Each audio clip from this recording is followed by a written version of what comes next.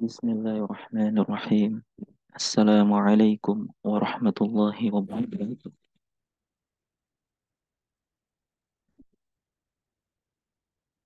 Alhamdulillahirabbil alamin. Alhamdulillahi ala ni'matil iman. Alhamdulillahi ala ni'matil islam. Alhamdulillahi ala ni'matil hidayah. Alhamdulillahi ala ni'matil Qur'an. Alhamdulillahi ala ni'matil ukhuwah. Allahumma salli ala sayyidina wa nabiyyina Muhammad abdika wa rasulika an-nabiyil ummi wa ala alihi wa sahbihi wa sallim taslima. Allahumma anta rabbuna la ilaha illa ant khalaqatana wa nahnu ibaduk wa nahnu ala ahdika wa wa'dika mastata'na na'udzu bika min syarri ma sana'na nabu'u laka bi ni'matika 'alaina wa nabu'u bi dhunubina faghfir lana fa innahu la yaghfiru dhunuba illa ant. ربنا ظلمنا أنفسنا وإن لم تغفر لنا وترحمنا لنكونن من الخاسرين. اللهم إنا عبيدك بنو عبيدك بنو إمائك نواصينا بيدك ماض فينا حكمك عدل فينا قضاؤك. نسألك الله بكل اسم هو لك سميت به نفسك أو أنزلته في كتابك أو علمته أحدا من خلقك أو استأثرت به في علم الغيب عندك أن تجعل القرآن العظيم ربيع قلوبنا ونور صدورنا وجلاء أحزاننا وذهاب همومنا وغمومنا وسائقنا ودليلنا إلى جنتك جنات النعيم. اللهم إنا نسألك الهدى والتقى والعفاف والغنى. اللهم إنا نسألك حبك وحب ما يحبك والعمل الذي يبلغ حبك فاغفر لنا يا غفار. أما بعد. Alhamdulillah, sahabat Al-Quran, sahabat Akademi Keluarga Qurani yang semoga Allah Subhanahu wa Ta'ala senantiasa memberikan kita rahmat, memberikan kita ampunan. Semoga teman-teman semua malam hari ini hadir dalam keadaan sehat walafiat bersama seluruh keluarga dan teman-teman. Salawat berangkikan salam semoga selalu tercurah kepada baginda Nabi Muhammad Sallallahu Alaihi Wasallam dengan memperbanyak bersolawat yang semoga kelak kita Allah pertemukan dengan Nabi Muhammad dan Nabi Muhammad mengakui kita sebagai umatnya. Allahumma salli ala sayyidina Muhammad wa ala ali sayyidina Muhammad. Alhamdulillah, insya Allah di malam yang baik ini, malam yang penuh barokah, kita akan sama-sama kembali belajar di Akademi Keluarga Qurani dengan tema yang cukup jarang dibahas di umum tentunya, yakni pendidikan Al-Quran, pendidikan tafsir Al-Quran untuk anak, yang insya Allah akan diisi oleh guru kita, Ustadz Wildan Nugrah. Sebelumnya kita sapa dulu guru kita. Assalamualaikum warahmatullahi wabarakatuh, Ustadz. Waalaikumsalam warahmatullahi wabarakatuh. Alhamdulillah. Gimana kabarnya, Ustadz? Ya, alhamdulillah sehat deh. Alhamdulillah sehat. Bismillah. Walaupun beberapa hari ke belakang sempat sakit juga ya. Nah, sekarang bisa bergabung kembali dengan teman-teman semua. Alhamdulillah. Semoga kita selalu doakan ya guru-guru kita. Semoga dalam keadaan sehat dan penuh rahmat taufik dari Allah Subhanahu wa Ta'ala. Sebelum kita mulai, mari sama-sama kita buka majelis malam hari ini dengan membaca lafaz al-basmalah. Bismillahirrahmanirrahim. Dan kita buka dengan baca suratul Fatihah yang mudah-mudahan dengan wasilah surah Al-Fatihah ini mengalir pahalanya kepada kedua orang tua kita, pada ibu dan ayah kita, kepada guru-guru kita, kepada orang-orang yang berhak atas kita. Allahumma al-Fatihah. A'udzu billahi minasyaitonir rajim. Bismillahirrahmanirrahim. Alhamdulillahi rabbil alamin. Ar-Rahmanir Rahim. مالك يوم الدين إياك نعبد وإياك نستعين اهدنا الصراط المستقيم صراط الذين أنعمت عليهم غير المغضوب عليهم ولا الضالين آمين. Bismillah, tanpa memperpanjang kalam, kami persilahkan uh, room dan waktunya Ustaz. Boleh tafadhol masykur. Bismillahirrahmanirrahim. Wassalatu wassalamu ala Rasulillah wa ala alihi wa sahbihi wa mawalah. Asyhadu an la ilaha illallah wa asyhadu anna Muhammadan abduhu wa rasuluh. Alladzi la nabiyya wa la rasula ba'dah. Allahumma salli wa sallim wa an'im ala nabiyyina wa habibina wa syafi'ina Muhammad wa ala alihi wa sahbihi ajma'in. Allahumma arhamna bil Qur'an waj'alhu lana imama wa nura wa huda wa rahmah. Allahumma dzakirna minhu ma nasina wa 'allimna minhu ma jahilna warzuqna tilawatahu wa hifdhahu wa tadabbarahu wa tatbiqah ana al-laili wa atrafan nahar. Allahumma ja'alna min ahli al-Qur'an alladhina hum ahluka wa khassatuka ya rabbal alamin. Allahumma ja'alil Qur'an lana fid dunya qarina wa fil qabri munisa wa fil qiyamati syafi'a wa 'ala sirati nura wa minan nari sitra wa hijaba wa ilal jannati dalila wa rafiqa. Allahumma faqihna fid din wa 'allimna at-ta'wil. Allahumma faqihna fid din wa 'allimna at-ta'wil. Alhamdulillah, ikhwani wa akhwati fillah, para member dari santri Akademi Keluarga Qurani, juga santri Tadabbur Bayi Wildan, dan juga para santri atau jamaah peserta kajian dari umum yang menyimak hari ini, materi kita hari ini. Syukur kita panjatkan kepada Allah Subhanahu wa taala. Dialah Ar-Rahman, 'allamal Qur'an, khalaqal insana 'allamahul bayan. Dialah Allah Subhanahu wa taala, Zat Ar-Rahman yang mengajarkan kita Al-Qur'an. Yang dengan kasih sayangnya itu kita bisa mengenal Al-Qur'an. Dan salawat serta salam selalu tercurah kepada junjungan kita Habibana wa Nabiyana Muhammad sallallahu alaihi wasallam beserta keluarganya, para sahabatnya, hingga kepada kita selaku umatnya hingga akhir zaman. Juga tak lupa ya, kita doakan saudara kita yang berada di Palestina yang hari-hari ini sedang Allah uji ya dengan musibah yang sangat luar biasa. Mudah-mudahan Allah Subhanahu wa taala selalu menolong ya, pasukan mujahidin Islam dimanapun mereka berada. Allahumma ansuril ikhwanana al-mujahidina fi Filistin fi kulli makan wa fi kulli zaman. Baik ya. Ikhwani wa akhwati fillah, insyaallah pada kesempatan malam hari ini kita akan sama-sama belajar ya tentang sebuah materi yang memang jarang dibahas ya, atau sedikit sekali yang memang membahasnya ya, atau mungkin belum terdengar bahkan begitu ya terkait dengan materi ini tentang bagaimana cara mengajarkan tafsir kepada anak. Kaifa ta'lam tafsirul atfal. Bagaimana kita mengajarkan tafsir Al-Qur'an kepada anak.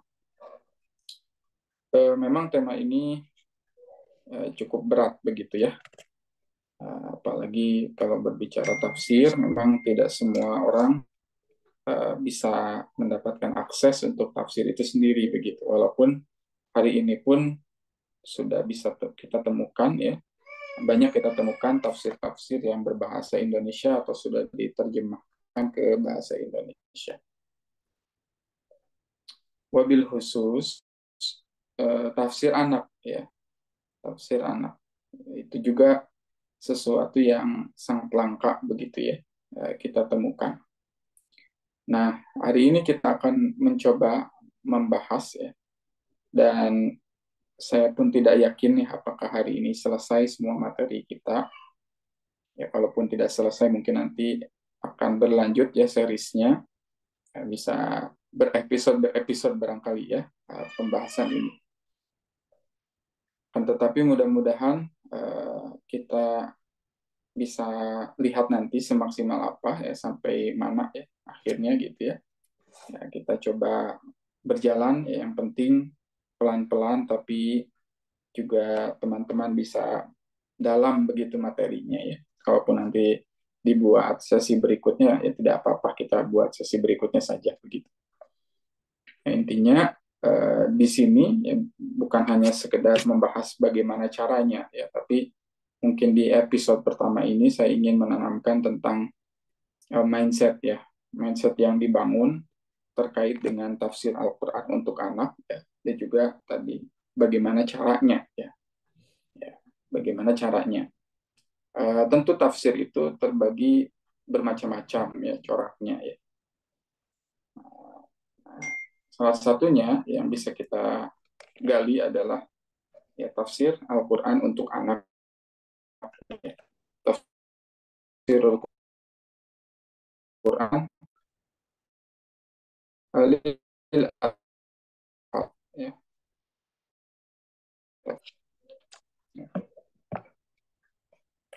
Ya, taib. Jadi berbicara tentang tafsir Al-Quran untuk anak begitu ya, dan bagaimana cara mengajarkannya.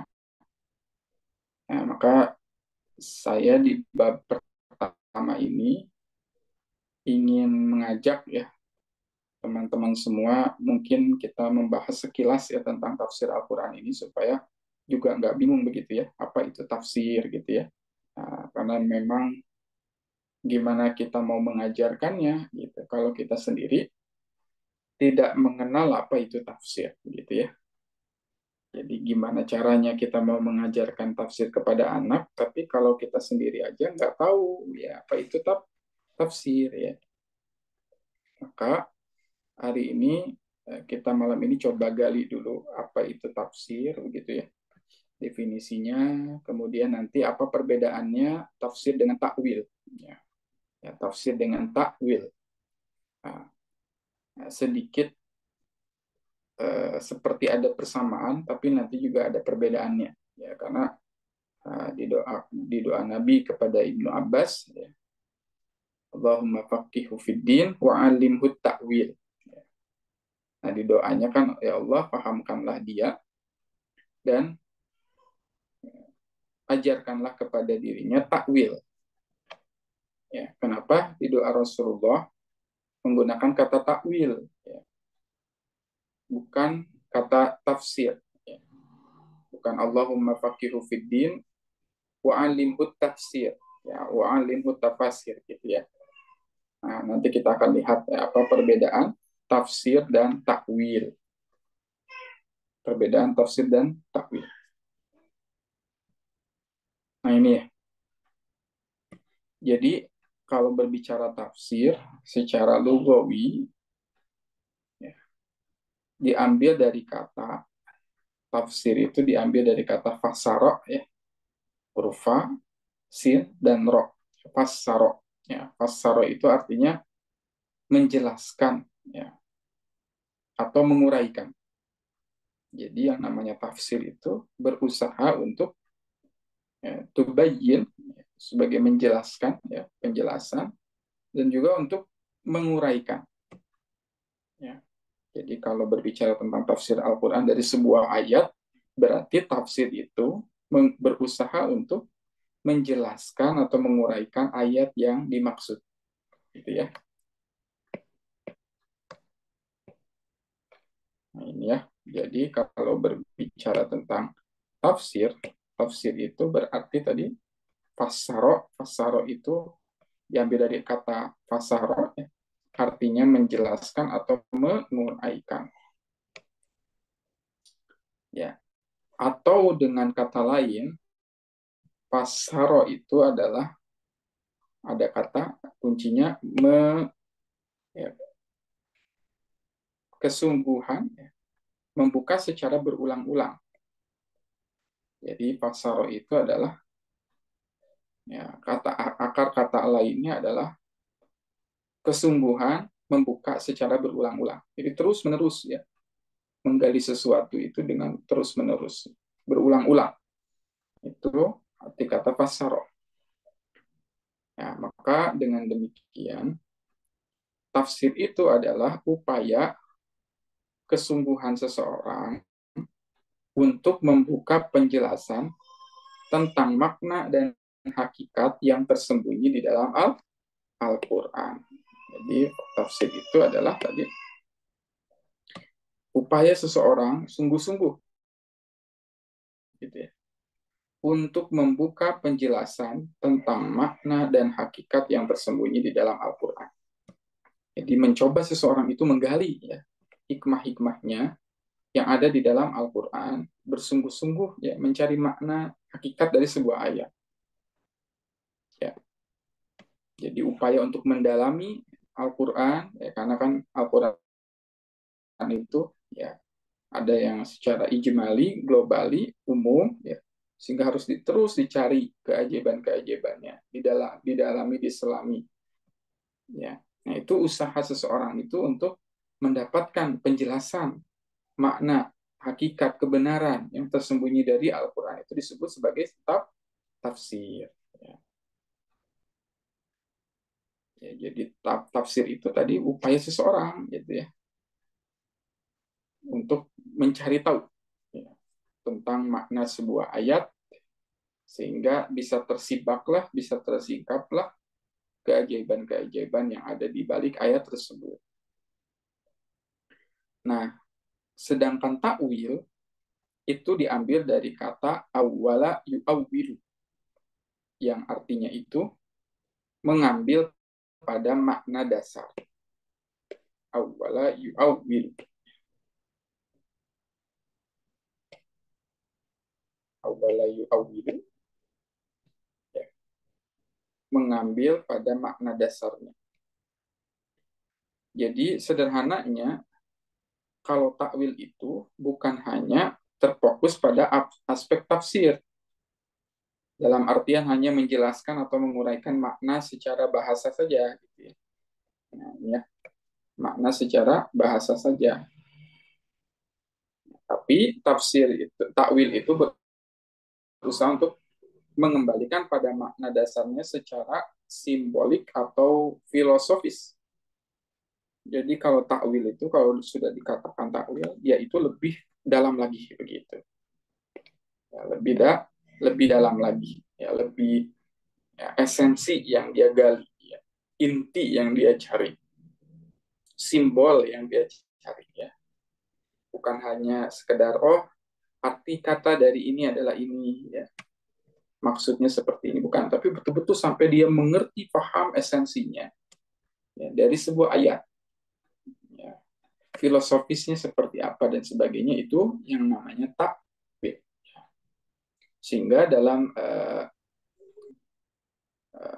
surat Al-Baqarah, dalam surat Ali Imran, Allah Subhanahu wa taala berfirman, a'udzubillahi minasyaitonirrajim. Bismillahirrahmanirrahim. Wa ma ya'lamu ta'wilahu illallah. Ya, dan tidak ada yang mengetahui takwilnya, takwil dari sebuah ayat, illallah, kecuali siapa? Allah. Ya. Jadi kalau udah berbicara takwil, ya, ya, hak prerogatif, ya, betul-betul yang bisa menjamin takwilnya Al-Quran itu 100% benar adalah Allah. Karena Al-Quran adalah milik Allah. Sehingga di lanjutan ayatnya, warrasikhuna fil ilmi yaquluna amanna bih kullu min indi rabbina wa ma yadzakkaru illa ulul ulul albab. Warasikhuna fil ilm, dan orang-orang yang rasih ya dalam ilmunya, yang sangat luas dalam ilmunya, yaquluna amanna bih. Mereka mengatakan kami beriman terhadap semua ayat-ayat di dalam Al-Quran. Mengimani, meyakini ya, kebenarannya.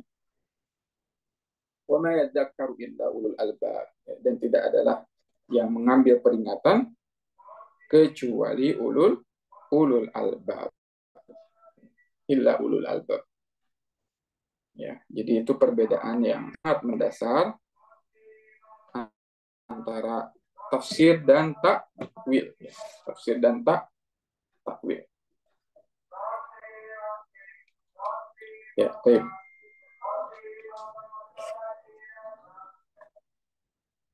Jadi kalau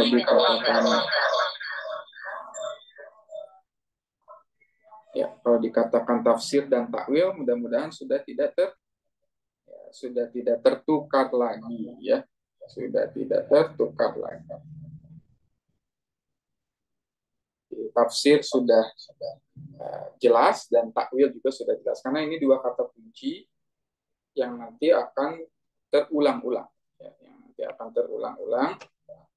ya, sehingga nanti supaya teman-teman juga udah nggak bingung lagi ya, mana tafsir mana takwil begitu ya. Baik, kita lanjutkan. Pertanyaan selanjutnya, mungkinkah anak belajar tafsir Al-Quran? Karena nanti akan ada pertanyaan, emang harus ya gitu ya, seorang anak itu diajari Al-Quran? Apakah harus ataukah wajib begitu ya anak ini diajarkan tafsir Al-Quran, atau ada juga yang berpendapat itu berlebihan gitu ya.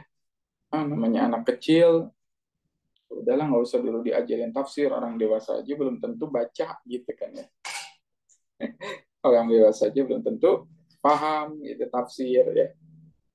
Lalu bagaimana gitu ya mengajarkan kepada anak ya. Dan apakah bisa gitu anak kecil kita ajarin tafsir ya, tafsir Al-Quran? Jawabannya adalah sangat mungkin ya, sangat mungkin ya. Ini terkait dengan mindset ya, mindset saja yang harus diperbaiki, mau atau tidak begitu.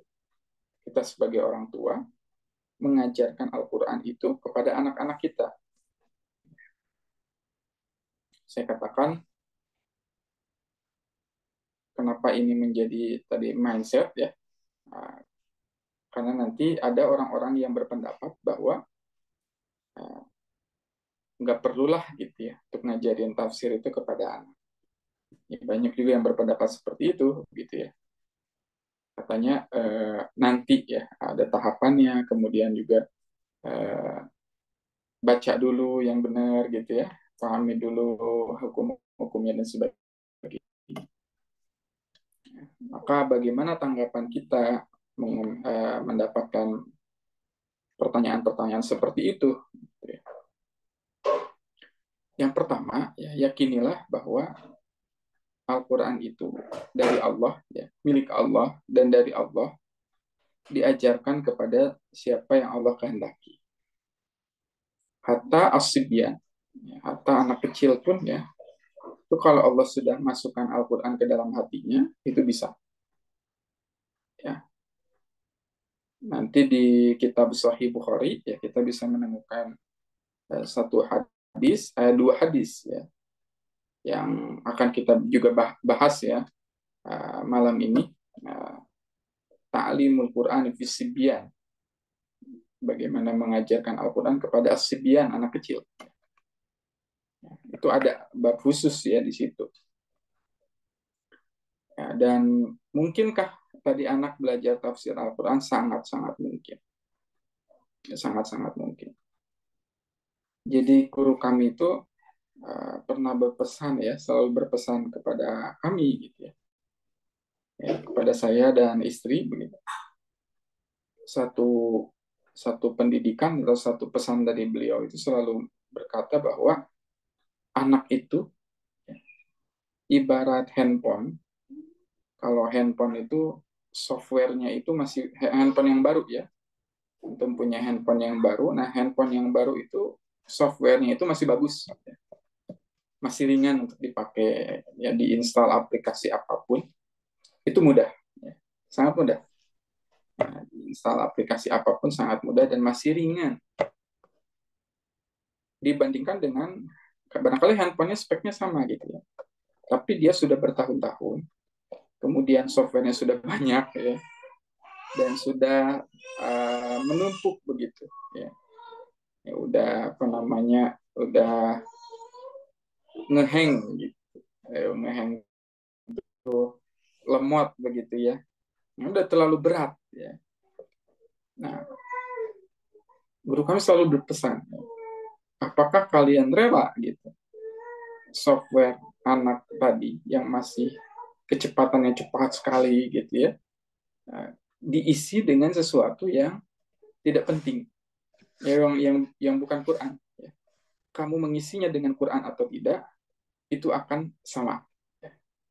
Ya, akan otak anak terus berkembang, ya, tubuh anak terus terus membesar gitu ya.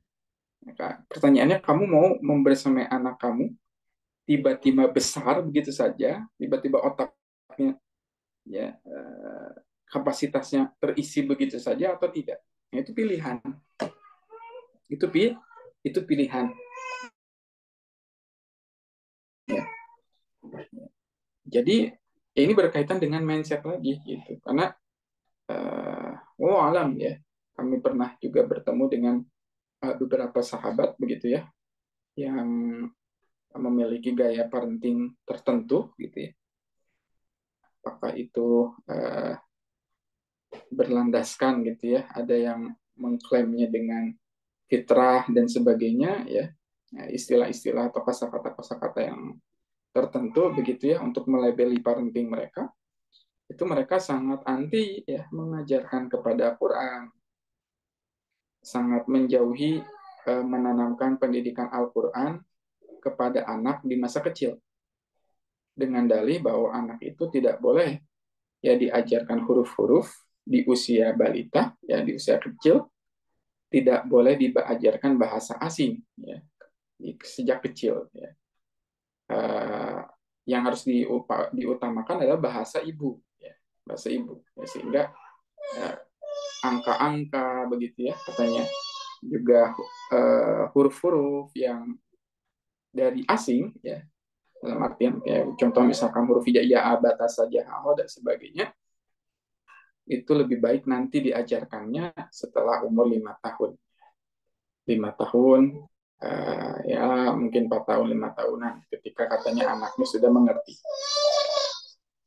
Maka saya bisa apa ya? Mungkin saya termasuk yang tidak setuju, gitu ya. Kalau dia mengatakan, termasuk juga dari beberapa aktivis ya, aktivis atau para dai juga ada beberapa yang tidak menganjurkan katanya mengajarkan Al-Quran di usia kecil karena anak itu belum mengerti ya, belum paham ya, apa yang dia baca, termasuk di bab hafalan katanya ya. Ya, ada juga beberapa yang mengkritisi konsep hafalan di anak kecil ya, usia yang masih kurang dari balik ya, yang katanya pengucapan hurufnya masih belum sempurna. Kemudian juga ada yang berpendapat bahwa tadi dia belum mengerti apa yang dia baca. Ya. Wallahu alam ya. Terlepas dari betul atau benar atau tidaknya, tapi saya melihat adalah ya, kita tarik lagi kepada tradisi para ulama kita. Ya. Salafun salih, orang-orang yang salih. Bagaimana mereka itu telah selesai dengan Qur'annya di usia muda. Ya, mereka telah selesai Al-Qur'annya di usia anak-anak. Ya, kalau ini bertentangan dengan fitrah, ya, kalau mengajarkan Al-Quran kepada anak di usia balita bertentangan dengan fitrah, maka fitrah apa yang dimaksud oleh Anda begitu? Maka fitrah apa yang dimaksud oleh oleh antum begitu. Sedangkan di dalam Quran sendiri Allah Subhanahu wa taala berfirman, ya, a'udzubillahi minasyaitonirrajim, fa'aqim wajhaka lid-dini hanifa fitratallahi allati fataran nasa 'alaiha. Ya, maka palingkanlah atau hadapkanlah wajahmu kepada agama yang hanif,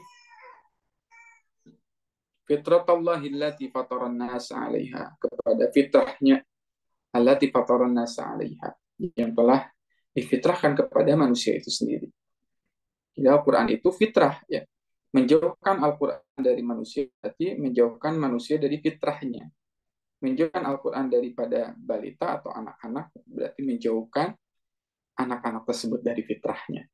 Ya. Itu yang selalu teringat bagi saya tadi. Handphone, ya, yang baru dia punya software diisi apapun, dia bakal cepet banget gitu ya, dibandingkan dengan handphone kita atau diri kita sendiri lah mungkin ya. Sekarang belajar Quran ya bisa belajar Quran, tapi kapasitasnya secepat ketika handphone itu baru atau tidak, itu jadi pertanyaannya. Jadi bagi saya ya, sekaligus ini mungkin titik pembeda begitu ya. Akhirnya saya juga tergerak untuk membuat Akademi Keluarga Qurani itu ya. Salah satu alasannya semangatnya itu ya. Karena untuk melawan begitu ya pemahaman-pemahaman di luar sana bahwasanya Al-Quran itu nanti saja diajarkannya gitu. Padahal subhanallah gitu ya, kalau kita mau mengajarkan Al-Quran kepada anak sedini mungkin, ya, maka pahalanya akan kita dapat ya sebagai orang tua. Kemudian juga nanti di berbagai macam hadis ya kita bisa temukan ya, seandainya Allah itu mau mengazab ya satu kaum, ya, jadi Allah itu pernah mau mengazab satu kaum, tapi kaum itu tidak jadi diazab ya karena ada balita-balita mereka yang mengucapkan alhamdulillah. Ya, jadi masih ada balita begitu yang mengucapkan alhamdulillah, ya, kalimat-kalimat thayyibah, maka Allah nggak jadi mengazab satu kaum itu. Ya, apalagi dengan balita-balita yang tadi yang lidahnya basah dengan apa? Dengan Quran, dengan Quran. Jadi ini pilihan mungkin ya yang saya tempuh gitu ya, yang kita juga mudah-mudahan tempuh semuanya ya, menginstal Al-Quran kepada anak kita sejak apa? Ya, sejak sekecil mungkin, ya, sedini mungkin. Ya, jadi jawabannya tadi sangat mungkin. Jadi kalau ada yang nanya, emang gimana belajar tafsir? Emang bisa, sangat bisa. Ya, saya katakan sangat bisa, ya, sangat mungkin, ya. Dan tidak ada yang tidak bisa dan tidak ada yang mustahil. Yang ada itu adalah malas. Yang ada itu malas, ya. Gak mau berusaha, ya, gak mau ikhtiar begitu. Tapi saya ingin mengajak teman-teman semua melihat ini ya, ada otak otak manusia. Nah, ini otak manusia. Kenapa saya bilang tadi, mungkinkah seseorang itu belajar ya gitu ya Al-Quran, belajar tafsir Al-Quran ya, di masa kecil? Ya, saya katakan tadi sangat-sangat mungkin dan sangat-sangat bisa. Ya, jadi kalau lihat perkembangan otak manusia ya, dari segi volume, ya, juga perkembangannya, nah, ini dimulai ketika manusia itu lahir, ya, dari bayi usia 0. Ya, dia itu punya otak kita itu sebesar 25% ya, volume kapasitas ya, memorinya, kecepatannya dan sebagainya itu di 25%. Ya, 25%. Ya. Jadi pas begitu bayi lahir, gitu, berarti udah 25% ya, terinstall ya. Sehingga ya Maha Suci Allah itu ketika di perut ya, kemudian anak itu lahir ya, organ yang pertama kali Allah susun itu bukanlah tangan, bukanlah kaki, bukanlah apa, tapi otak dulu ya. sehingga bayi itu ya, katakan bayi beratnya 2 kilo gitu ya, atau berapa kilo ya, itu yang besarnya itu ya adalah di bagian otaknya. Kepalanya bayi ya besar gitu ya. Nah, itu beda dengan jari gitu ya. Karena otaknya sudah besar dari awal Allah ciptakan itu. Nah, dia kan 25% ketika dia lahir. Berarti dari 0% sampai ke lahir berarti ada perkembangan ya dari janin itu 25% gitu kan. Ya. Jadi kalau mau menginstal mengajarkan Quran kepada anak ya, dimulai sejak kapan? Pertama ya, bagi yang belum menikah ya. Bagi yang belum menikah dimulai sejak memilih istri. Memilih calon istri ya. Calon istrinya kayak gimana, dekat sama Quran atau enggak, suaminya gimana, dekat sama Quran atau enggak gitu. Dimulainya sejak itu modal dasar ya. Nah, kalau suami istri itu punya visi kepada Quran, berarti sudah punya modal.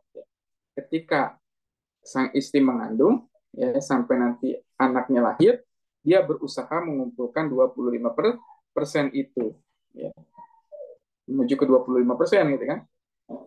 Jadi mengajarkan Quran sejak kapan? Sejak sebelum menikah, memilihkan istri, sudah memilihkan istri, nanti memiliki anak, dia punya anak, mengandung anaknya. Nah, selama proses kehamilan itu diisi dengan Quran. Jadi clear ya. Jadi 25%-nya sudah beres gimana? Ya sudah beres di Quran. Ya di Qurannya lahir udah 25%-nya keisi dengan Quran. Ya, subhanallah ya. Masya Allah. Jadi ketika anak itu berusia 0 tahun, dia itu ya, otaknya berkembang, ya, volume otaknya 25%. Terus ya, dia itu berkembang nih sampai 90%. Dari 0, berkembangnya otak anak itu 90% di usia berapa tahun? Ada yang tahu? Halo? Ada yang tahu nggak nih? Ini masih terkoneksi? Saya masih menyambung nggak, teman-teman? Saya nggak bisa lihat chat ya, nggak bisa melihat kolom komentar, jadi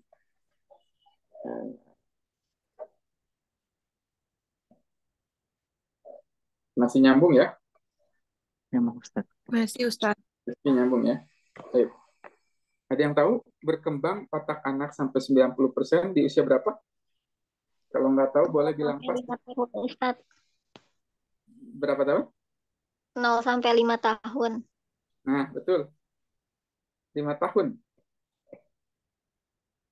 Ya, jadi 5 tahun otak anak ini berkembang pesat 90%. Ya, perkembangannya cepat banget. Ya, dari 0 sampai 5 tahun. Dan bertambah ya, 100% itu ya, cuma nambah 10% ya, sisanya ya, 5 sampai 100%-nya itu di usia 25 tahun. Ya kalau udah lebih dari 25 tahun, ya udah maksimal otak kita itu. Gitu ya. Ya, berkembangnya itu nggak berkembang lagi. Ya, kebayang ya? Ya, misalkan saya di sini 20 tahun, 21 tahun, 22, ya, ya sisa-sisanya lah gitu ya. Berapa persennya lagi gitu. Ya, karena dia berkembangnya 100% ini 5 tahun. Ya, 5 tahun.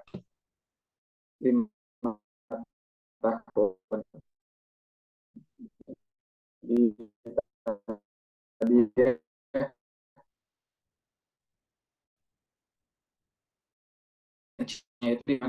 sampai 5 tahun, tumbuhan otak itu meningkat 90%. Dari 0 ya, sampai berapa nih? Usia berapa? 60% itu. Usia 1 tahun. Usia 1 tahun. 0 sampai 1 tahun. Ya, otak anak itu berkembang kapasitasnya, ya, volumenya, ya. Kalau mau diisi apapun, diinstal apapun, ya, 60% otak anak ini. Berarti sekitar dari 25 ke 60 ya, sekitar 35% ya, yaitu naiknya ya. Ya, naiknya itu 35%,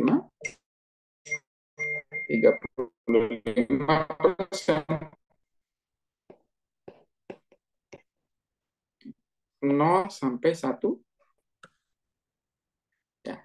Dan berkembang lagi tadi dari 1 ke 80% itu di usia 2 tahun ya. Nah, di 2 tahun berkembangnya. Jadi dari 1 tahun sampai 2 tahun berkembang lagi 20%. 20%. Berarti yang inti itu dari tadi 0 sampai 2 tahun pertama ya. Ya. 0 sampai 2 tahun pertama dalam anak ya. Oleh karena sering disebut sebagai fase golden age. Fase golden age.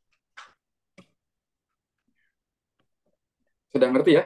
Nah, di sini titik krusialnya ya. 0 sampai 2 tahun atau 0 sampai 5 tahun lah ya. Dari 25% ke 90% otak anak itu diisi ya. Ya bisa terus berkembang tuh sampai kapasitasnya 90%, sisanya nggak akan berkembang lagi sampai dari 5 tahun sampai 25 tahun ke depan sampai dia tua.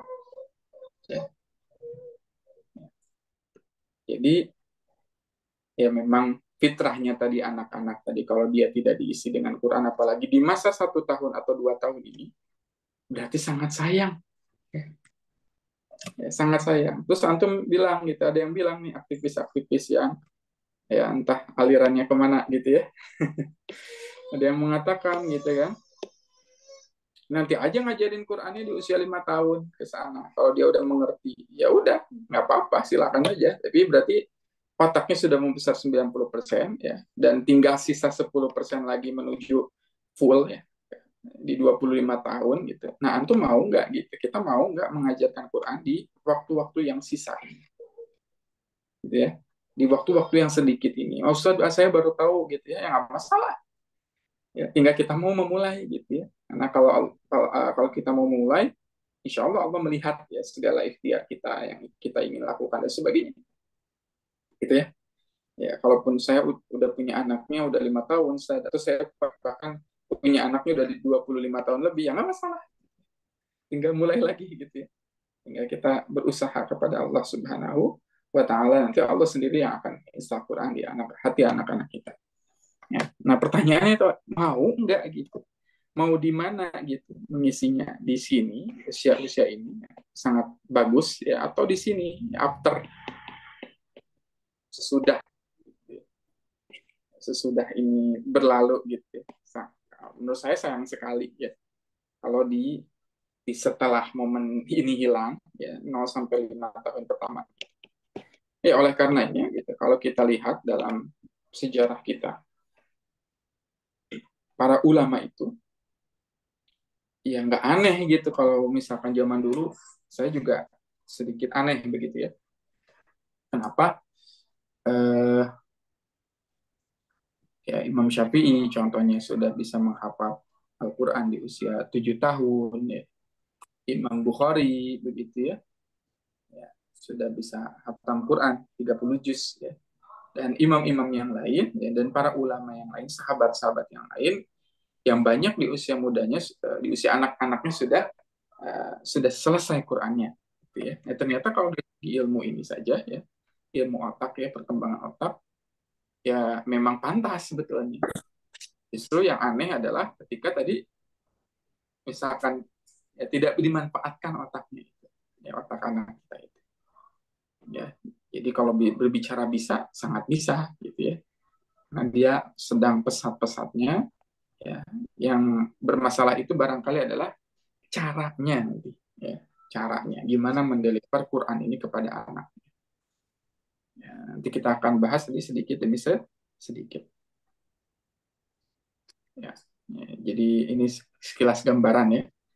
Jadi Maha Suci Allah ya di usia yang sangat balita dan sekarang subhanallah ya, kita perang gitu ya dengan musuh-musuh Islam yang juga berusaha menghancurkan kita dari dalam, ya, bahkan dari yang terkecil ya gitu ya, lewat handphone, lewat gadget ya.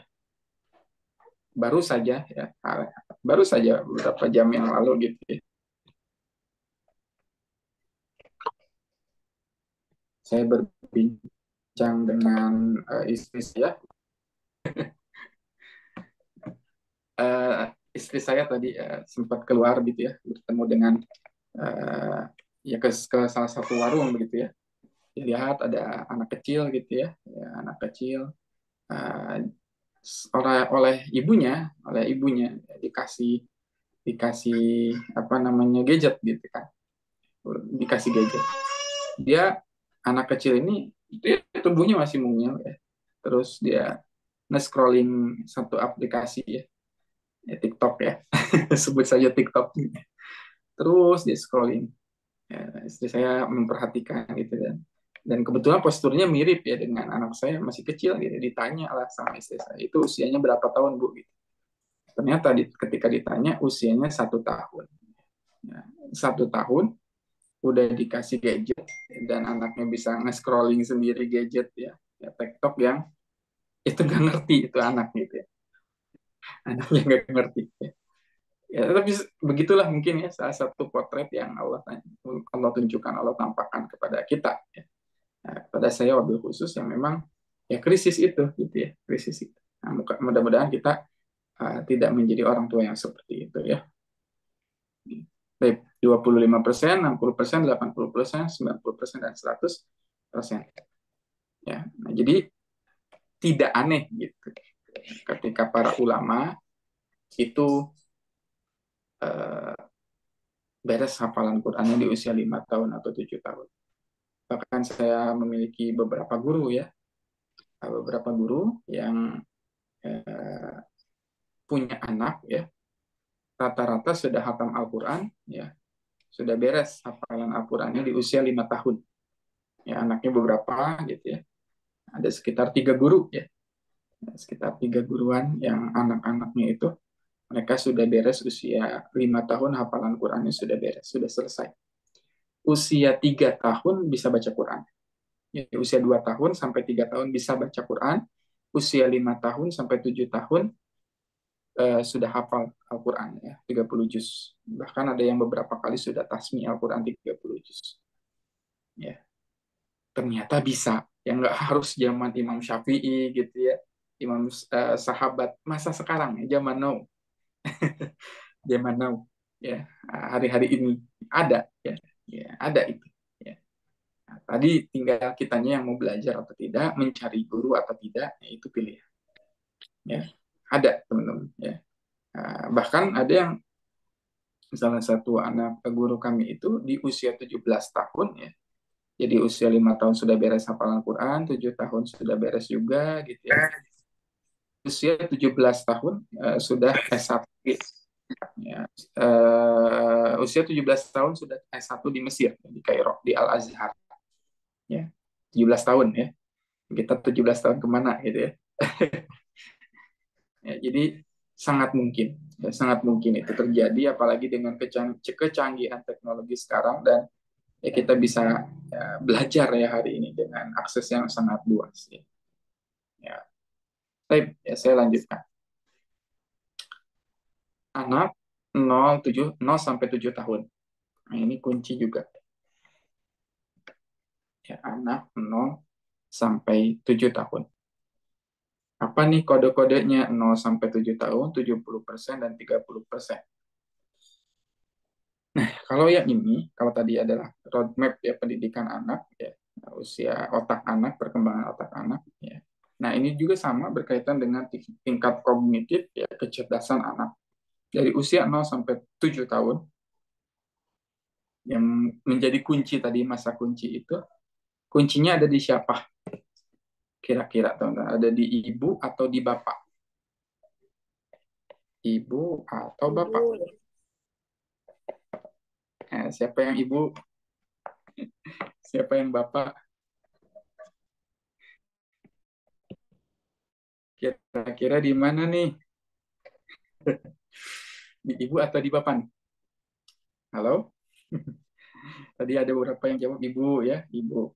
Ya, kan sering ya kita mendengar al-ummu madrasatul ula. Ibu adalah madrasah pertama bagi anak-anaknya. Betul? Betul, sangat betul. Ya. Ibu madrasatul ula. Ya, ibu adalah madrasah pertama bagi anak-anaknya. Tapi jangan lupa, ya wal abun, ya, mudiruha, dan bapak itu adalah mudirnya. Mudir itu kepala sekolah, yang punya sekolah. Ya, yang punya sekolah itu bapak. Ya. Ya, ya. Yang punya sekolah itu adalah bapak. Ya. Ibu madrasahnya iya, pendidikannya iya, tapi yang punyanya bapak. Berarti yang harus ya lebih banyak ya berkontribusi pada pendidikan anak, ibu atau bapak. Ya, intinya sebetulnya bapak. Ya. Ya, bapak. Oleh karenanya, bapak itu ya, 70% itu dari mulut dan 30%-nya pendengaran.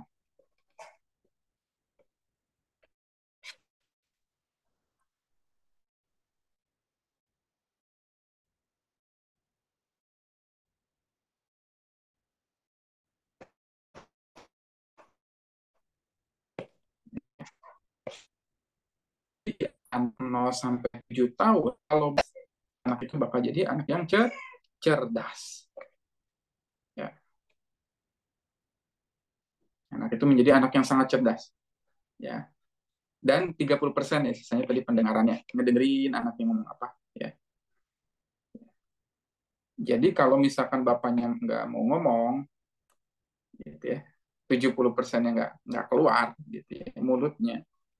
Ya, anak itu menjadi anak yang terbatas dari sisi kognitif perkembangannya, ya, kecerdasannya, pendidikannya. Karena kenapa? Karena di masa 0 sampai 7 tahun anak itu sedang ada di fase reseptif vocabulary. Memperbanyak, dia tuh harus menerima banyak sekali vocab, kosakata. Yang menurut para ahli itu harus ada sekitar ya paling minim itu 24.000 ya 24.000 kata yang harus dimiliki oleh anak 0 sampai 7 tahun. Ya. Kebayang ya. Jadi ayahnya jarang ngobrol, ya, jarang nanya ke anak-anak kecil. Ya. Apalagi tadi di Indonesia, nggak tahu dari mana juga mindsetnya, ayah itu cari uang gitu ya, memenuhi kebutuhan seperti bank gitu ya, diminta kasih, nggak diminta diem gitu ya, nggak ngomong. Ya, bahkan saya sampai riset begitu. Para ulama-ulama yang hebat itu, ya, dan anak-anaknya walaupun tidak semua, ya, walaupun tidak semua, nanti ada beberapa yang memang nanti dididik misalkan tidak tanpa ayah, ada juga ya, ya berhasil ya para ulama ini dididik tanpa ayah. Kemudian ada yang dibesarkan juga misalkan dengan bantuan nenek atau kakek, ada juga. Tapi kalau kita lihat mayoritas ulama-ulama yang hebat itu lahir dari tanda petik sosok lelaki yang hebat. Gurunya itu ya rata-rata laki-laki. Ya. Ya, dari kecilnya, contoh Muhammad Al-Fatih. Muhammad Al-Fatih ya lahir menjadi pemimpin yang sangat luar biasa, usia 0 sampai 7 tahunan itu juga udah hatam Quran ya, sudah hafal Quran gitu. Ya ada beberapa gurunya ya. Syekh A'ab Syamsuddin ya. Syekh Al-Qurani dan sebagainya gitu ya, guru-guru Qur'annya memang laki-laki begitu. Ya, yang membentuknya itu. Ya, nanti kita akan kaji gitu ya, kenapa nanti sangat berpengaruh karena memang 70% itu diterima oleh anak itu di usia 0 sampai 7 tahun. Ya, dia harus memperbanyak vocabnya. Kalau dia nggak dapat itu, ya jadilah generasi-generasi yang ketika ditanya di remajanya, di fase remaja, kamu di sekolah ngapain? Ya diem gitu ya. Kamu punya teman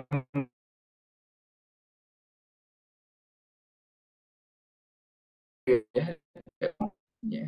Jangan tadi pembicaraan, ya. So, bahasnya kok vocabnya nggak banyak gitu. Kosakata yang dia miliki sangat sedikit. Ya, itu aja secara umumnya ya. Secara umumnya. Dengan tanya, sekedar berbicara gitu ya. Ya, Quran ini tadi setiap kalimat yang diucapkan itu memiliki fonetik ya, font ya. Kemudian dia juga punya artikulasi, dia juga punya sesuatu yang berbeda pengucapannya itu dibandingkan dengan kata-kata biasa. Ada yang harus ditahan ya, bacaan Quran ada yang harus dipanjangkan, ada yang harus didengungkan ya. Ada yang harus diiklabkan, dia gunakan, diikhfakan, ya, ditasydidkan, ditekan, ditahan. Belum nanti berbicara dengan makhariju huruf, ya. Ada yang harus dia itu syiddah, ada yang harus rokhawah, dia ada yang harus isti'la, ya. Belum ada yang sifatnya ada tafashi, ya, sofir, dan seterusnya. Rumit Quran. Dan itu diungkapkan, dibacakan gitu ya. Dijadikan vocab ya, ditranslatekan, ditransmisikan oleh seorang ayah ini kepada anaknya gitu. Ya, jadi dahsyat ya. Jadi pasti berbeda gitu. Anak yang tadi ada pendidikan Al-Qur'an terhadap anak dirinya dengan tidak. Ya, dengan nggak sama sekali ini anak dibiarin aja lah gitu ya. Yang penting dia tumbuh tiba-tiba besar aja gitu, 7 tahun gitu ya. Ya, itu akan sangat berbeda. Ya, jadi kuncinya ada di ayah atau di abun, ya, di abun. Kalaupun tidak abun, ya, di gurunya, ya. Nah, guru tadi memberikan tadi spirit, ya, informasi tadi yang akan mencukupi kebutuhan anak-anak ini, gitu ya, murid-muridnya. Ya, jadi ini juga mungkin jadi ilmu tambahan ya, ilmu tambahan. Ya, baik. Itu terkait dengan ilmiahnya ya.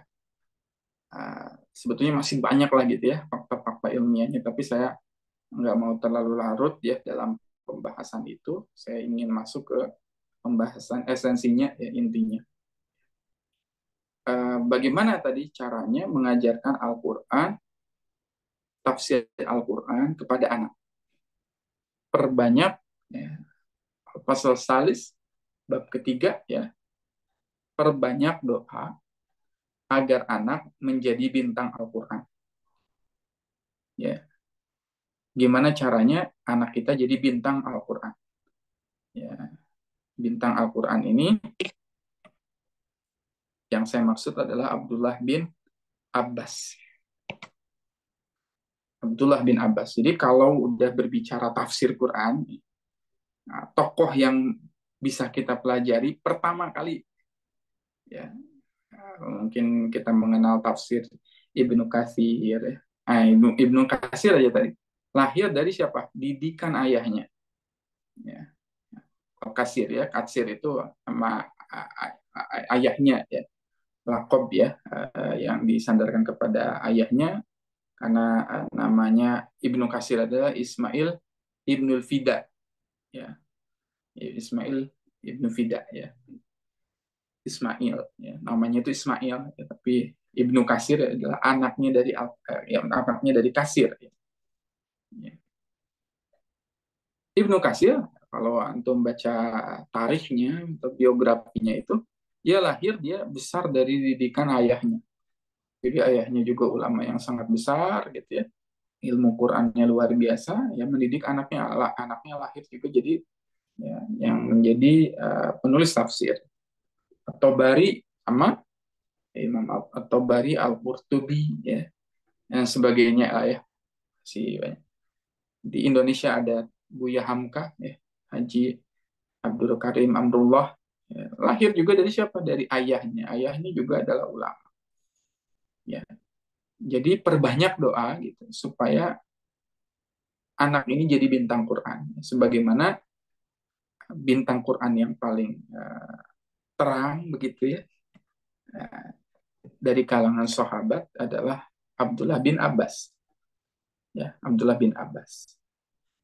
Abdullah bin Abbas ini sampai dia punya, sebetulnya ada tafsirnya ya, walaupun bukan Ibnu Abbas yang menulis secara lengkap semuanya, tafsirnya ditulis sama Ibnu Abbas, bukan ya, tapi ada ulama yang dia itu merangkum gitu ya penafsiran dari Ibnu Abbas. Nah, ada namanya nanti tafsir uh, Tanwirul Mikbas, ya, Tanwirul Mikbas itu perkataan penafsiran dari Ibnu Abbas, ya, Abdullah bin Abbas. Ya, kalau saya nyebut Ibnu Abbas itu adalah yang dimaksud adalah Abdullah bin Abbas, karena Ibn itu anaknya Abbas gitu ya. Abdullah bin Abbas supaya nggak panjang ting gitu ya. Nah, disebutnya Ibn Abbas. Ibnu Abbas ya. Abdullah bin Ibnu Abbas. Nah, kenapa sih Abdullah bin Abbas ini sangat apa ya, bisa menjadi turjumatul Quran, misalnya julukannya ya, julukannya Abdullah bin Abbas itu adalah turjumatul Quran, terjemahnya Quran, ya, orang yang bisa menerjemahkan Quran, ya, luar biasa tuh. Dan itu gelarnya dari siapa? Dari Rasulullah ya. Dan luar biasa gitu ya, seorang anak kecil ya, yang di usia mudanya itu dia sudah hafal Quran ya, selesai Qurannya di usia kecil, dan sudah mengerti, bukan hanya selesai tapi mengerti Quran itu. Ya, Abdullah bin Abbas bahkan di berbagai macam keterangan, tidaklah aku lalui sebuah ayat kecuali aku tahu maknanya. Ya, ya tadi takwilnya ya. Ya luar biasa ya. Ya, Abdullah bin Abbas. Kenapa Abdullah bin Abbas ini bisa menjadi sosok yang luar biasa ya? Sejak kecilnya itu kita akan bahas. Ya, baik. Baik. Ada sebuah hadis ya diriwayatkan oleh Al-Bukhari nomor 140. Ya, hadis riwayat Bukhari nomor 140. Ya, hadis riwayat Bukhari nomor 140. Ya, hadisnya sahih. Kemudian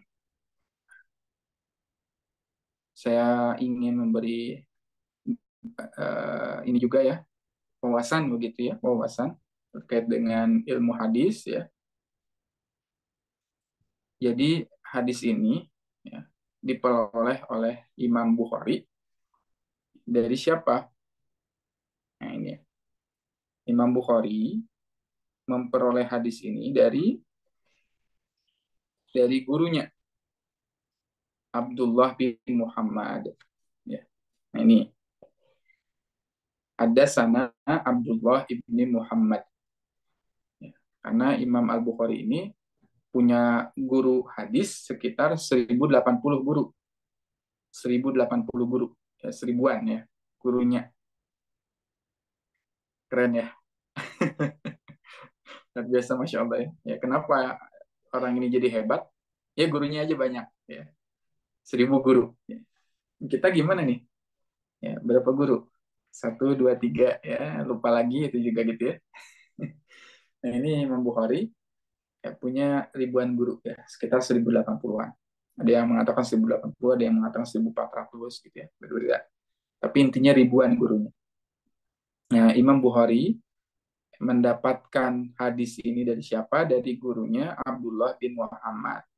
Abdullah bin Muhammad ini mendapatkan ya hadis ini dari siapa? Dari Hashim ibnu Qasim. Hashim bin Qasim. Hashim bin Qasim mendapatkan hadis ini dari siapa? Warqa ya, ya dari Ubaidillah ya, ya. Warqa ya, dari Warqa. Warqa dari Ubaidillah ibni Abi Zaid. Ya, Ubaidillah bin Zaid dapat dari siapa? Nah, barulah ya, Ubaidillah bin Abi Zaid ini dapat hadisnya dari Ibnu Abbas. Ya, nah, inilah gitu ya. Nah, Abi Ibnu Abbas dapat hadisnya dari siapa? Dari Rasulullah Sallallahu Alaihi Wasallam. Ya, di sini kan, Anan Nabiya Sallallahu Alaihi Wasallam. Ya, gitu ya. Jadi kalau nanti hadis disebutkan di awal, ya, yang disebutkan nama-nama di awal ini adalah siapa? Gurunya dari Mukharij. Mukharij itu orang yang mengeluarkan hadis. Ya. Bukhari ya. Ya, jadi urutannya ini nanti sampai kepada qala Rasulullah, berarti lihat sebelumnya. Ya, sebelum Nabi siapa? Ya, sebelum Nabi adalah sahabat. Sahabatnya siapa? Ibnu Abbas. Ya. Jadi hadisnya dari siapa? Ya. Yang terdekat dari Rasulullah adalah Ibnu Abbas. Jadi penuturannya langsung dari Ibnu Abbas. Annan Nabiyya sallallahu alaihi wasallam dakhalal khala fa wada'tu lahu wudu'an qala wa man wada'a hada fa ukhbira fa qala Allahumma faqihu fid din. Ya, dia telah menceritakan dari Abdullah bin Muhammad, telah menceritakan dari kami Hashim bin Qasim, dari Warqa, dari Ubaidullah bin Abu Yazid, dari Ibnu Abbas, bahwa pernah Nabi SAW masuk ke dalam WC. Jadi suatu ketika Rasulullah tuh masuk ke dalam WC. Ya. Kemudian, fawadatu lahu wudu'an. Saya tuh kemudian letakkan satu ember ya, satu ember air. Jadi diletakkan aja ember gitu. Ya, kan Rasul masuk WC, kemudian tadi diletakkan air gitu. Sama siapa diletakkan airnya itu? Ya sama Ibnu Abbas. Sama Ibnu Abbas. Qala wa man wada'a hada. Siapa sih yang meletakkan ini? Ya. Kemudian fa'ukhbiro, ada seseorang yang memberitahu ya, memberitahu ya, bahwa yang meletakkannya adalah Abdullah bin Abbas. Ya, nanti siapa yang memberitahu Rasulullah nanti kita akan bahas atau ditemukan di hadis yang kedua. Ya. Tapi saya simpan dulu. Ya. Fa'ukhbira faqala, kemudian Rasulullah Shallallahu Alaihi Wasallam mendoakan Ibnu Abbas ini dengan kalimat Allahumma faqihu fiddin. Ya Allah, ya, faqihu fiddin. Pahamkanlah dia urusan agama. Ya. Baik ya. Oke, kita pelan-pelan. Allahumma faqihu fiddin. Ini doa dari Rasulullah. Ya Allah, faqihkan dia, pahamkan agama. Faqih itu udah tingkatan bukan sekedar tahu ya, tapi faqih itu udah betul-betul paham ya, ngerti ya, tadi sampai ke esensi, sampai ke inti, sampai ke dasar dia ngerti banget ya. Dan banyak orang yang sekedar tahu agama tapi tidak mengamalkan gitu kan. Tapi kalau udah berbicara faqih, sehingga para ahli fikih yang betul-betul ilmunya luar biasa disebutnya sebagai bukan lagi ahli fikih, bukan ulama tapi fuqaha. Fuqaha itu orang yang betul-betul faqih ya. Maka Rasulullah nggak tanggung-tanggung mendoakannya.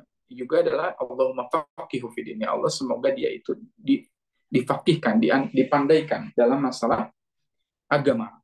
Kenapa sih Rasulullah mengeluarkan doa ini? Karena melihat Ibnu Abbas ini anak yang cerdas. Jadi, sejak kecil tuh udah cerdas, karena Ibnu Abbas itu sebetulnya dipilih, diberikan dalam artiannya dihadapkan 3 pilihan ya sebagai anak kecil naluriahnya ya. Pilihan pertama adalah Ibnu Abbas itu memberi air kepada Rasulullah SAW, sebab dia tahu Rasulullah tidak membawa air gitu ya. Masuk langsung ya, ke WC gitu ya. Ini ketemu Rasulullah. Dengan begitu kan, dia kan ada juga anak kecil ya gitu ya, inisiatif tapi dia juga nggak ngerti gitu kan. Masuk aja gitu ya. Kalau seandainya Ibnu Abbas melakukan yang demikian, ya, Ibnu Abbas pasti melihat auratnya Rasul. Ya, tapi Ibnu Abbas tidak melakukan itu. Yang kedua, Ibnu Abbas melakukan tadi ya tahu Rasulullah ini pasti butuh air gitu ya. Ya, simpan aja air itu di dekat pintu ya. Ini cerdas ya anak kecil gitu ya. Ya, dia ngerti gitu ya. Disimpan di depan pintu. Adapun yang ketiga adalah anak kecil ya. Ya mana peduli gitu kan ya. Ya, kalau tabiatnya anak kecil ya udah nggak peduli orang lain mau gimana gimana gitu ya. Tapi Ibnu Abbas tidak melakukan yang ketiga, ya, tapi melakukan yang kedua ya, dengan penuh adab, dengan penuh ilmu ya.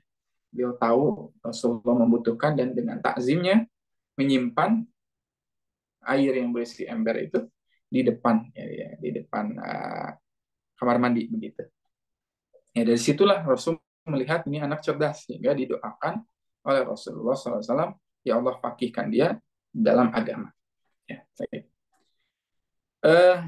Di riwayat yang lain, kita bisa temukan juga Hadatsana Abdus Somad, Hadatsana Hammad an Abdullah ibni Utsman ibnu Husain an Sa'id ibnu Jubair an ibni Abbas qala kana Rasulullah sallallahu alaihi wasallam fi baiti Maimunah fa wada'tu lahu wudu'an min al-lail fa qalat lahu Maimunah wada'a laka hadha Abdullah ibni Abbas fa qala Allahumma faqihu fid dini wa 'allimhu at-ta'wil.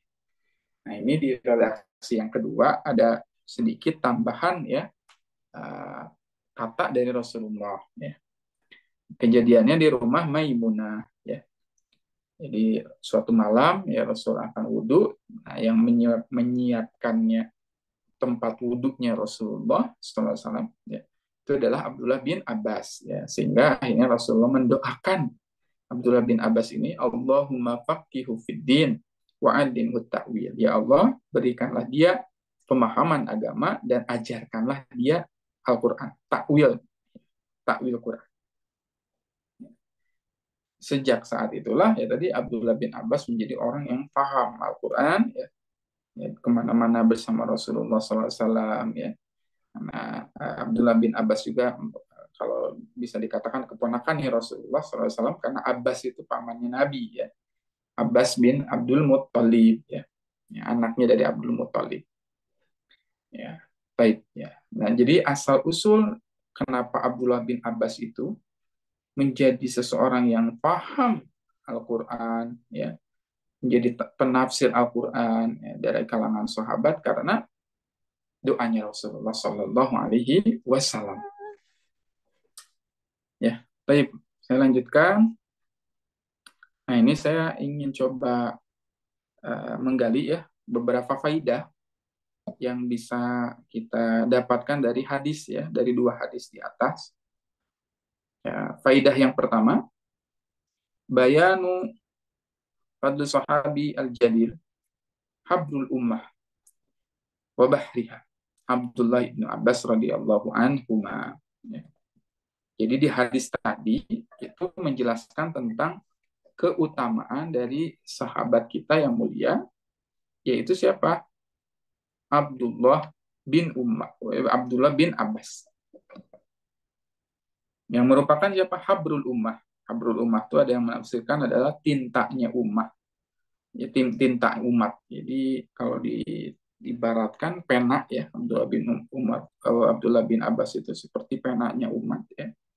Ya, dia bisa menuliskan ilmu apapun dan dia disebut juga sebagai samudra ya, lautan ilmu. Ya. Jadi kalau pengen melihat ya, sosok dengan keilmuan yang luar biasa, pelajarilah biografi Abdullah bin Abbas ya, khusus di bidang di Quran ya. Ya, faidatus tsani ya, ini faedah keduanya. Jadi kita bisa melihat bahwasannya dakwahnya atau doanya Nabi SAW diijabah ya oleh Allah Subhanahu Wa Taala ya, ketika didoakan Ibnu Abbas itu ya, akhirnya Ibnu Abbas itu ya menjadi seseorang yang ma'rifatu fit tafsir ya, mengetahui di ilmu tafsir ya, wal faqih fid din ya, dan menjadi orang yang faqih di bidang agama ya. Faqad kana Ibnu Abbas radhiyallahu anhu min a'lamis sahabah termasuk di antara sahabat yang paling yang paling mengerti bitafsiril Quran, dengan tafsir Al-Quran. Ditambah lagi apa? Wa minal mukatsirina min riwayatil hadis, termasuk juga orang yang paling banyak meriwayatkan hadis. Ya, wa minal mukatsirina fil fataya, dan termasuk di orang-orang yang paling banyak memberikan fatwa. Wa minas sahabati radhiyallahu anhum, dan termasuk dari golongan sahabat-sahabat yang diridhoi Allah Subhanahu wa taala. Wa qad dhaharat alaihi barakat ya hadhihi da'awat, dan sungguh kita telah melihat telah nampak keberkahan dari doanya Nabi. Ya. Sehingga nampaklah ilmunya dan keutamaan-keutamaan Abdullah bin Abbas dan kebaikan-kebaikan yang sangat banyak dan juga fadilah-fadilahnya dari Ibnu Abbas. Sehingga berlalulah datang para tulab para pelajar itu belajarnya ke ilmu kepada Ibnu Abbas. Wajadahu alaihi wa raja'u inda ikhtilafihim fi qawlihi, menjadi rujukan, dan kalau ada ikhtilaf perkataan yang berbeda pasti dikembalikan perkataan itu kepada Ibnu Abbas. Masya Allah ya. Jadi emang sosoknya luar biasa karena ada doa Nabi Di situ Allahumma faqihu fiddin wa 'allimhu ta'wil. Jadi doa itu yang disepelekan. Saya percepat lagi. Fa'idatus salis bayan fadlul ilm, menjelaskan tentang tadi keutamaan ilmu, menganjurkan juga mempelajarinya, menghafal Al-Quran dan mendoakannya. Ini sudah jelas ilmu itu sangat luar biasa, dan kita berusaha untuk mencari ilmu itu. Saya percepat fa'idatur rabi' istihbabu khidmatil akabir. Dianjurkan untuk melayani orang yang lebih tua. Dan juga bersedia menerima permohonan mereka. Jadi yang kita bisa teladani dari Ibnu Abbas ini adalah tadi khidmatnya kepada Rasulullah sallallahu alaihi wasallam. Lianna Ibnu Abbas radhiyallahu anhu ma hasala lahu dzalikal fadl bisababin khidmatin Nabi sallallahu alaihi wasallam. Kenapa sih Ibnu Abbas ini? Nah, ini kuncinya Nah, perhatikan ini kuncinya. Ibnu Abbas mendapatkan doa yang sangat luar biasa dari Rasul, dan doa itu tadi mengalir penuh dengan berkah, sehingga ilmunya luar biasa karena tadi bisa babi khidmatin Nabi sallallahu alaihi wasallam, sebab khidmatnya dia kepada Nabi sallallahu alaihi wasallam.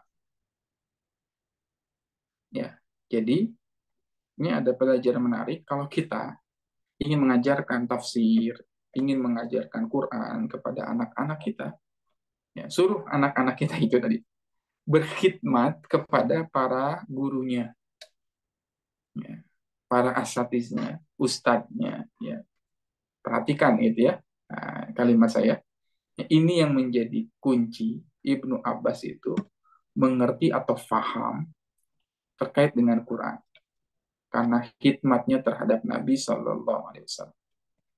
Jadi jangan disepelekan khidmat-khidmat kita ini, apakah itu kepada umat, apakah kepada guru kita, kepada anak-anak yang kita didik, para mu'alim, para guru yang mendidik anak-anak, kita khidmat nih kepada anak-anak, jangan disepelekan juga. Karena barangkali itulah bagi para guru yang khidmat kepada murid-muridnya, itulah yang akan mendatangkan kebarokahan kepada muridnya. Bagi para murid yang khidmat kepada para gurunya, akan mendatangkan barokah bagi ilmunya. Lihat Abdullah bin Abbas cukup unik karena di bab adab itu beliau sangat luar biasa Sampai suatu ketika Ibnu Abbas itu saking menirunya Rasulullah, saking ta'zimnya kepada Rasulullah SAW, saking berusaha menghormatinya Rasulullah, suatu ketika Ibnu Abbas itu, satu contoh misalkan ada ada pohon, ya, lagi safar ada pohon. Ini ketika beliau pernah safar dengan Rasul, melihat pohon itu, dan Rasulullah itu apa namanya, minggir gitu ya, merundukkan tubuhnya Rasulullah karena supaya nggak kena pohon itu. Nah, suatu ketika pohonnya nggak ada, tapi Abdullah bin Abbas masih tahu di tempat itu ada pohonnya Rasulullah, ya, pohon yang pernah dilalui dirinya dengan Rasul, dia dia tundukkan juga badannya, sehingga sahabat bilang, kenapa kamu nundukin badan kamu gitu kan. Ya kata beliau, sungguh saya ini orang yang tahu ketika di tempat itu Rasulullah SAW pernah menundukkan badannya. Ada yang bilang juga di riwayat yang lain, kalau Rasulullah SAW bepergian itu pasti istirahatnya di tempat itu. Nah, Abdullah bin Abbas itu, ya, kalau mau capek nggak capek pasti istirahatnya juga di tempat itu. Uniknya tuh. Ya, jadi kalau ada satu ketika perjalanan melewati tempat itu, beliau pasti ingin ingin berada di tempat itu, ya. Nah, istirahatnya di tempat yang sama dengan Rasulullah istirahat. Itu luar biasanya Ibnu Abbas. Sampai hal yang menarik dari Ibnu Abbas itu wafat di usia 93 tahun. Kemudian wafatnya itu bukan di Makkah atau di Madinah. Beliau itu saking tawadunya, ya, ahli ilmu luar biasa, ya. Eh, Beliau itu pernah mengatakan, ya, bahwasanya saya tidak mau wafat, ya, atau saya merasa tidak pantas wafat di Madinah atau di Mekah. Karena Makkah dan Madinah itu, ya, kata beliau nih, ya, perkataan beliau, itu ditempati oleh orang-orang yang salih. Ya. Mekah itu ditempati Madinah ditempati oleh orang-orang yang salih, dan saya tidak layak, kata beliau. Sehingga beliau itu mengasingkan diri, ya, tinggalnya nggak di Madinah, tinggalnya di Taif, dan wafatnya pun di Taif. Saking merasa nggak pantas gitu ya, saya teh wafat di negerinya Nabi bersama tanahnya Nabi gitu kan. Ya, bagaimana dengan kita ya, Wak? Kita kadang-kadang kan, aduh gitu ya, kadang-kadang juga gimana gitu ya. Ya, kalau umroh berharap misalkan, ya Allah wafatkan saya di Madinah gitu kan ya. Tapi kalau nginget-nginget perkataannya Abdullah bin Abbas, pantas nggak gitu? Saya pantas nggak nih, ya, wafat di negerinya Rasulullah SAW. Dan begitulah adabnya Ibnu Abbas, khidmatnya kepada Rasul. Dan wallahi jangan pernah sepelekan, ya, khidmat yang kita lakukan, ya, untuk menyebar kajian, poster kajian ini, ya, disebarin ke orang lain, ngajak orang lain, ya, untuk ikut kajian Quran dan sebagainya. Wallahi, ya, itu khidmat yang barangkali akhirnya nanti mendatangkan keridhaan Allah. Dengan ridho Allah itu akhirnya kita bisa mengajarkan anak-anak kita Al-Quran, dan kita pun bisa belajar Quran. Sekali lagi tadi, jangan sepelekan khidmat apapun yang berkaitan dengan Al-Quran. Karena itulah yang akan memberikan keutamaan, banyak sekali faidah yang akan kita dapatkan. Baik. Yes, jadi jelas ya, kenapa akhirnya Abdullah bin Abbas ini, ya, diberikan Al-Quran oleh Allah. Karena memang luar biasa ta'zimnya, luar biasa khidmatnya juga kepada, ajarkan itu kepada anak-anak. Hatta, ya, kita bisa mulai menanamkan ke diri anak-anak kita. Nah, ya, kalau misalkan mau pergi sekolah nih, ya, Buya atau Uma kasih kamu apa namanya, aqua gelas gitu. Aqua gelas ini kasih kepada guru Quran kamu. Ya, dia gitu ya, kasih gurunya itu. Karena wallahi hampir hampir tidak bisa ditemukan hari ini. Ya, seorang misalkan murid yang menyediakan, ya, keperluan gurunya, ya, uh, minumnya apanya gitu ya, disediakan, tuh nggak diajarkan, ya, pendidikan adab kita di negeri kita nggak ada, ya, pendidikan yang seperti itu. Nah, mulai tanamkan, ya. Apalagi ke apa namanya, ke guru, ya, seorang ustadz gitu ya. Guru Quran apalagi gitu ya. Saya pernah punya pengalaman menarik gitu ya. Eh, Mengajar di salah satu tempat, gitu. Tempatnya, ya, orangnya orang kaya begitu, ya, mengajar Quran. Terus sebelum mengajar gitu ya, sebelum belajar Quran gitu ya, itu ada pelajar apa namanya, dia mengundang guru les yang lain. Ya, ceritanya mengundang guru les yang lain di rumah itu. Guru les yang lain saya lihat gitu di apa namanya, di di tempat mejanya gitu. Minuman ya, minumannya teh, ada jus dan sebagainya. Ya. Guru Quran. Ya. Ketika guru Quran disediakannya air putih, air putih.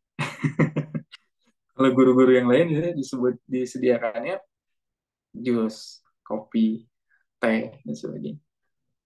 Sehingga ya nggak masalah gitu ya, kita dikasih ya terima. Ngajar, tiba-tiba orang tua anaknya ini bilang, Bi, ya itu kucing kita belum dikasih susu. Kucing kita belum dikasih susu. Ya, akhirnya pembantunya ngambil susu untuk kucing. Ya, dari situ ada satu ibrah gitu ya. Jika kucing saja dikasih susu, kenapa ustadznya dikasih air putih? Nah gitu kan. Kadang-kadang kita tuh sering kayak gitu ya, nggak sadar. Ya. Dan itu kalau kita lihat di kitab eh, apa nama At-Tibyan fi Adab Hamalatul Quran ya. Adab seorang mualim. Itu kalau misalkan kita membawa Quran, kemudian kita datang ke satu tempat dan di tempat itu kita dihinakan, ya tidak diperlakukan dengan baik, wajib bagi seorang guru itu tidak mengajar. Nggak usah ngajar orang yang seperti itu. Ya, itu kata Imam An-Nawawi. Kalau kita diperlakukan di tempat yang kurang baik, ya, dan kita membawa Quran di situ tidak tidak boleh, ya. Tidak boleh mengajar Quran di tempat orang-orang yang merendahkan Quran. Itu ada bab khusus. Ya. Baik, ya. Nah, hal kita lanjut ya. Faidah ke al-khamis, faidah kelima, istihbab ad-du'a liman amilalaka khairan walau yasiran. Hendaklah pelajaran hadis yang bisa kita lakukan dari hadis pertama dan kedua adalah mendoakan kepada orang yang berbuat baik meskipun melakukan amalan-amalan yang mudah, kecil. Ya. Sepele kan, kalau dilihat sepele lah nyediain air gitu. Tapi kata Rasulullah ya, nggak ada yang sepele dalam beramal. Ya, nggak ada yang kecil dalam beramal. Ya. Dan doakan orang itu kebaikan. Gitu ya. Karena ya minimal, ya, seminimal, dan ini pun bukan minimal, sesuatu yang besar tapi seringkali dikecilkan oleh orang-orang. Ungkapan ucapan jazakumullahu khair, jazakillah khair. Nah itu ya, itu dibiasakan ya, diucapkan. Baik, saya percepat lagi. Ya, istihbab ad-du'a liman nabawa min tulabil ilm haddan lahu wa targhiban li ghairihi. Dianjurkan untuk mendoakan orang-orang yang menuntut ilmu dan memotivasi muridnya agar mereka termotivasi menjadi sosok yang cerdas dan petonah ya, dan pintar ya. Jadi harus dimotivasi ya murid-murid itu. Ya, ilmu dan sebagainya didoakan ya supaya mereka juga paham dan sebagainya. Ya, sebagaimana tadi Rasulullah mendoakan murid-muridnya gitu kan. Ya, mendoakan para sahabat, terus Rasul sering ya mendoakan para sahabat. Contohnya misalkan mendoakan anak Anas bin Malik ya.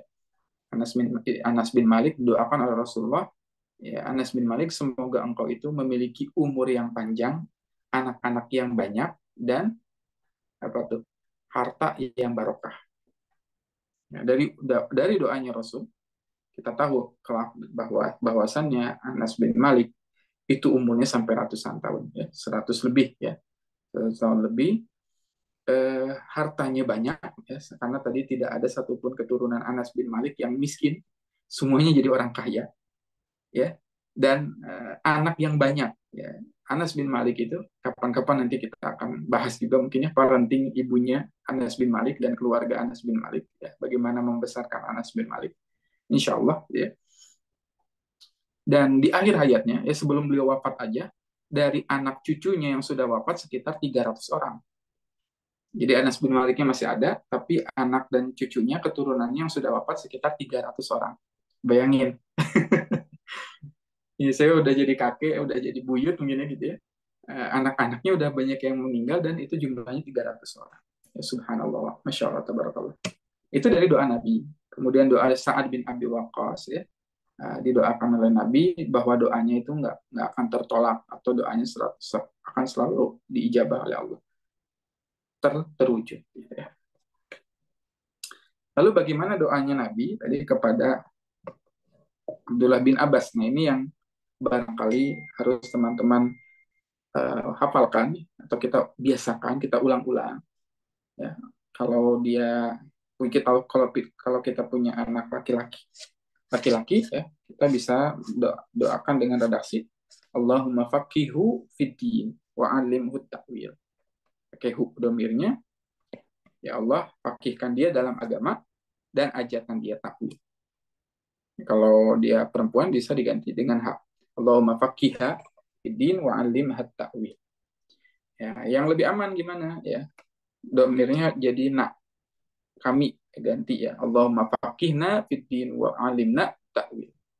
Ya Allah, fakihkanlah kami dalam bab agama dan ajarkanlah kepada kami takwil. Ya, ini doa yang saya kira tanda petik ya, wajib ya bagi para santri akademi Quran yang minimal dihafalkan gitu ya. Ya, diulang-ulang terus karena ini doa yang sangat bagus ya. Doa yang bersumber dari Nabi yang didoakan kepada Abdullah bin Abbas yang nanti menjadi terjematul Quran ya.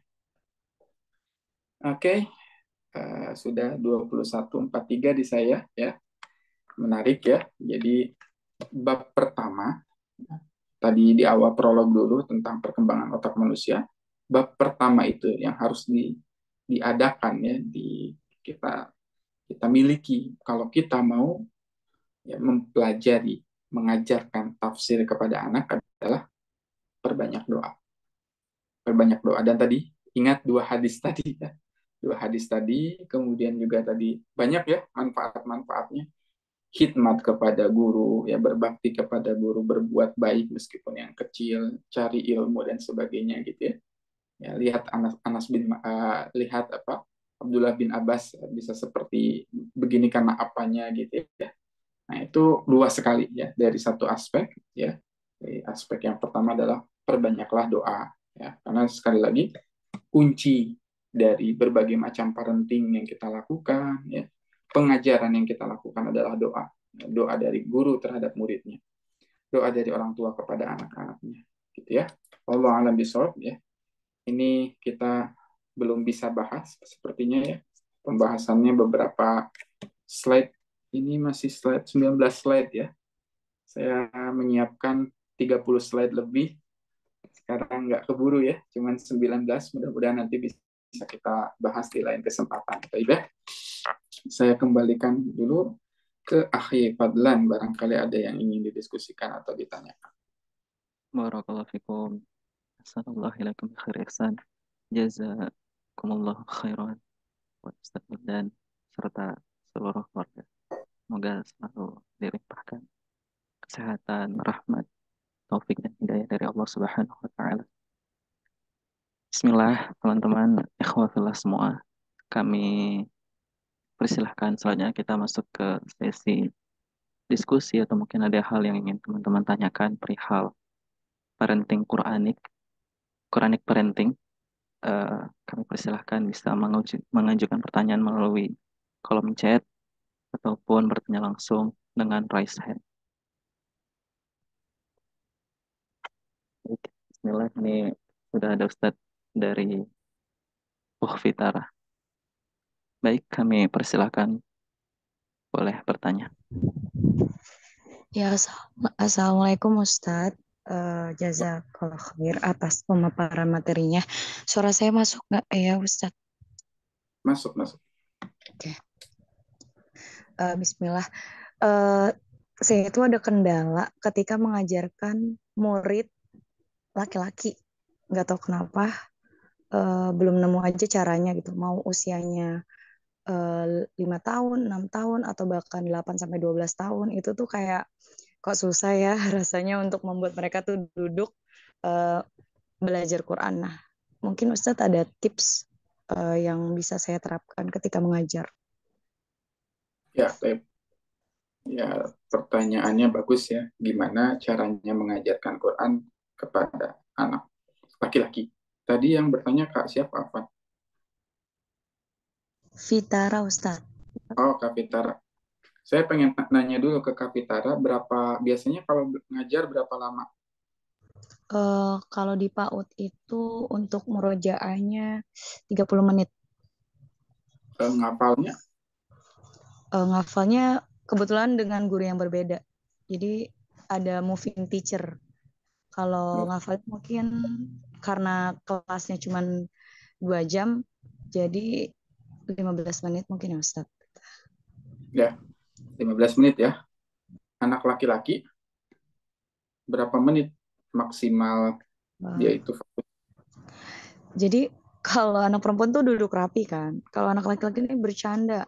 eh, dari awal murojaah sampai mau akhir murojaah gitu. Sampai kadang-kadang ya mau nggak mau saya akhirnya mengancam kayak mau dipindah ya kelasnya gitu. Atau dipisah ya, nanti udah dipisah bersatu lagi mereka gitu. Padahal sebenarnya laki-laki cuma 2 dan kelas kami tuh jumlahnya sedikit, hanya ada 10 orang lah kayak gitu. Ya, Tapi susah gitu.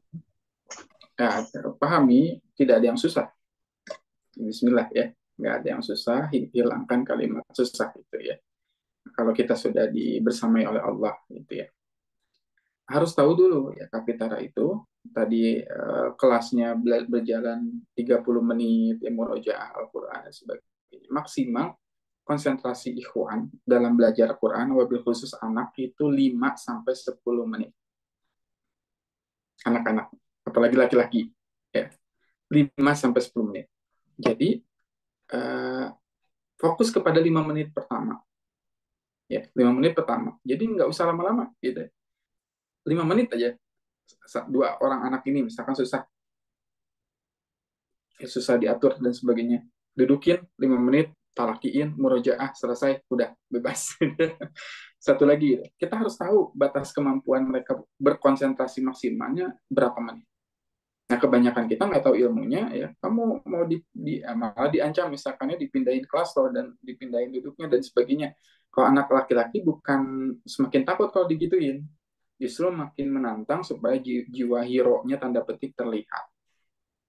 Ya, jadi harus mengerti ya batas maksimal limit anak itu menyimak maksimal anak laki-laki itu. Ya, orang dewasa aja 15 menit. Ya. Bahkan ada yang bilang 7 menit ya. Nah, kalau misalkan laki-laki gitu ya, komunikasi sama perempuan 7 menit maksimal. 10 menit maksimal. Kalau enggak, dia bisa kemana aja. Gitu ya. Allah alam bisawab ya. Jadi tips dari saya adalah jangan lama-lama. Ya, jangan lama-lama. Jadi yang dikejar itu bukan faktor lamanya kalau untuk anak-anak, tapi seringnya, intensnya. Sesering mungkin.